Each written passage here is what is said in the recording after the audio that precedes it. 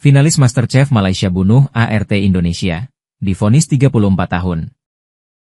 Di sebuah apartemen mewah di Amber Tower, Penampang, Sabah, Malaysia, tepatnya antara tanggal 8 hingga 11 Desember 2021, kisah tragis seorang perempuan muda asal Indonesia mencapai akhirnya.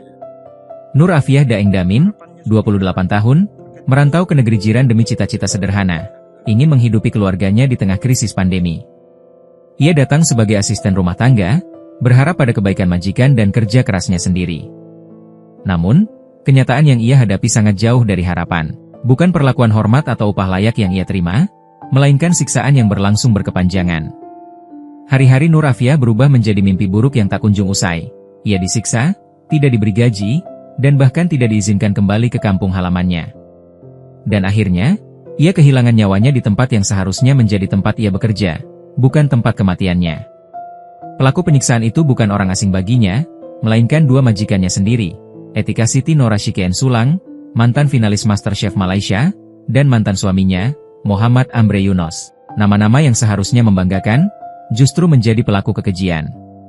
Kini, setelah proses hukum berjalan, Pengadilan Tinggi Kota Kinabalu menjatuhkan hukuman 34 tahun penjara kepada keduanya. Hakim Lim Hock Leng menyatakan bahwa keduanya terbukti secara sah dan meyakinkan telah melakukan kekerasan bersama hingga menyebabkan kematian korban. Amre bahkan dijatuhi tambahan 12 kali cambuk, sedangkan Etika dibebaskan dari cambuk karena pertimbangan jenis kelamin. Pembelaan mereka gagal menimbulkan keraguan yang masuk akal, tegas hakim dalam sidang putusan, Selasa 24 Juni 2025. Jaksa penuntut umum, Dacia Jane Romanus, menambahkan dengan getir, korban adalah perempuan muda yang datang untuk bekerja dengan jujur di tengah pandemi, namun kehilangan nyawanya di tempat kerja.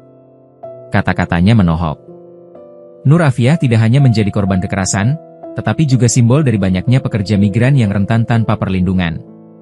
Meskipun vonis mati tidak dijatuhkan, hukuman penjara panjang dan cambuk itu mencerminkan betapa beratnya kejahatan yang dilakukan kedua terdakwa.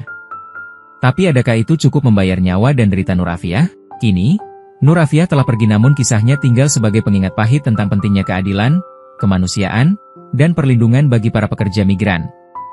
Sebab di balik wajah-wajah pekerja rumah tangga, ada mimpi, ada harapan, dan ada nyawa yang sama berharganya dengan siapapun.